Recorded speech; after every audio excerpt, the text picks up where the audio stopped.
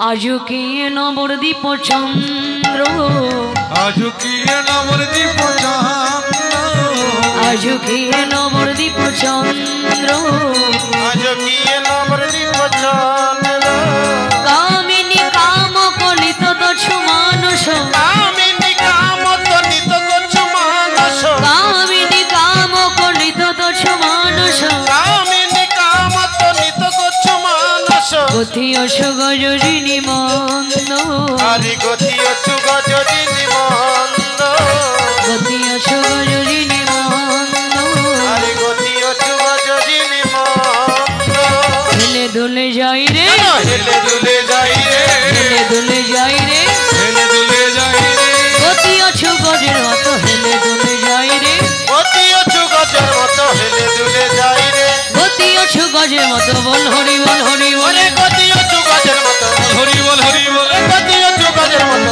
হরি বল হরি বল জানো হেলে দুলে যাই রে হেলে দুলে যাই রে আরে গতি অছু গজরিনী মন্দ গতি আছে গজরিনী মন্দ আরে গতি অছু গজরিনী মন্দ তাই আজ পদকর্তা বললেন আজকে নবদ্বীপ চন্দ্র আজ নদীয়ার মাঝে নাকি দিনের বেলায় চাঁদের উদয় হয়েছে।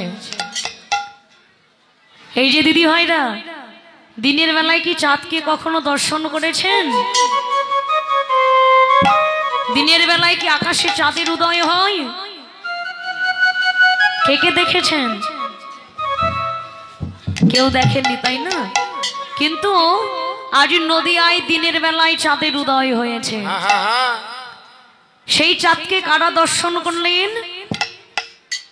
বললেন শাস্ত্রে বললেন ঈশ্বর কৃপা জগৎময়, গুরু কৃপা কোনো ভাগ্যবান ভাগ্যবতীর হয়। তাই নদীয়ায় সকলে গৌর চাঁদকে দর্শন করতে পারলেন না।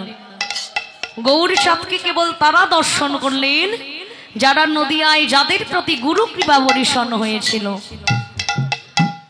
যাদের প্রতি গুরু কৃপা হয়েছিল নদীয়ায় শুধু তারা গৌর চাঁদকে দর্শন করলেন।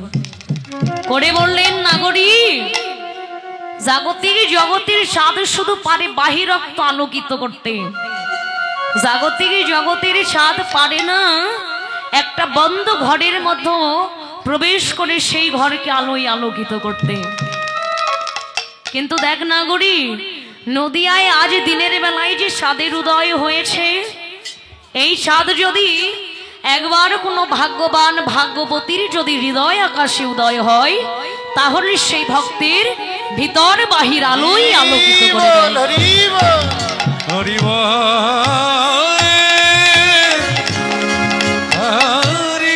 হরি হরি বল। তাই এই বলে সকল ভাব দর্শন করে বললেন কাম ও কামিনী কলিত দছু মানস গতি ওছু গজরিনী মন্দ। কাম কামিনী কে গো? এই বিশ্ব জগৎ সংসারে অনাদির আদি গোবিন্দ কামকেও সৃষ্টি করেছেন আবার কামিনীকেও সৃষ্টি করেছেন তাই না? কিন্তু এই যে ভজনের পথ, ভজনের পথটা কেমন? ভজনের পথ কি? গজ শব্দের অর্থটা কি? গজ শব্দের অর্থ হাতি তাই না? হাতি আকারে অনেক বড়, বড় না? হাতির চলনের গতিটা কেমন? চলনের গতিটা ধীর গতি তাই না? হাতি আকারে বিশাল কিন্তু চলতে গেলে সে ধীরু ধীরু করে চলে। তদ্রূপ ভজনটা অনেক বড়র পথ, কিন্তু এই পথে চলতে গেলে ধীরু ধীরু করে চলতে হবে। যদি কেউ ভজন ঘরে যদি ধীরু ধীরু করে যদি না চলে সে কখনো সঠিক ভজন করতে পারে না। রসিক কবি বললেন বিশ্ব জগতে কেবল তারাই ভজন করতে পারে যাদের চলনের গতিটা ধীর। তাই যদি ভজন করতে হয়, যদি সাধন করতে হয়, তোমরা একেবারে ধীর গতিতে চলো, দেখবে একদিন নিতাই গৌর হরি বল বলে নিতাই চাঁদের কৃপা হবে। হরি বল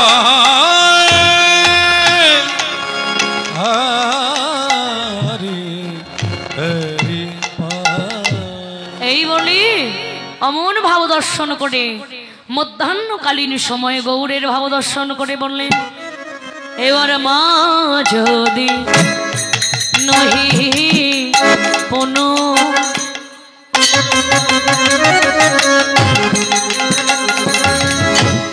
বসনিয়া বৃতত মানহি দিন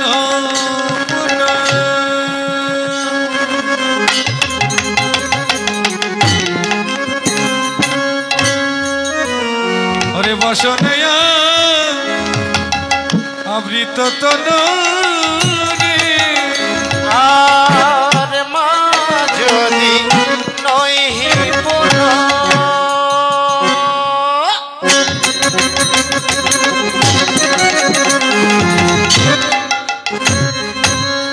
ওরে বসনে আমৃত তনু আর করদহি পুজইব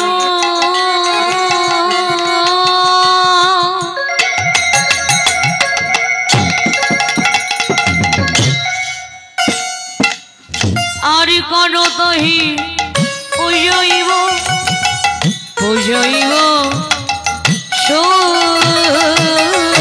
ওরে কর দহি পুজিব ওরে পুজিব সুরে মা যদি নহি পুনঃ বসনে আবৃত তনু মা যদি নহি পুনঃ যেন সূর্য পূজা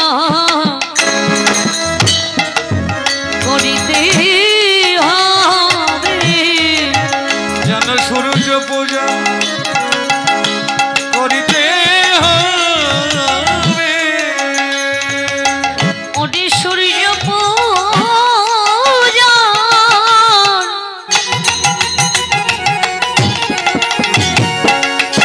সময় বহে যায়, যেন সূর্য পূজা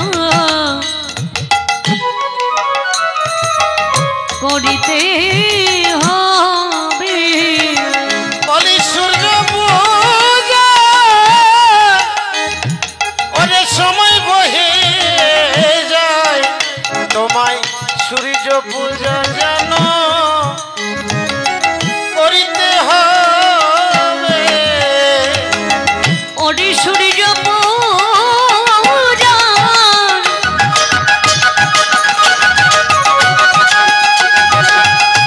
সময় বহে যায়, আজ সূর্য পূজা করিতে হবে।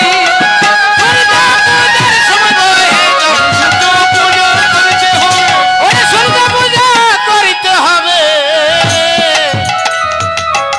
তোমার সূর্য পূজার যেন সময় বহে যায়।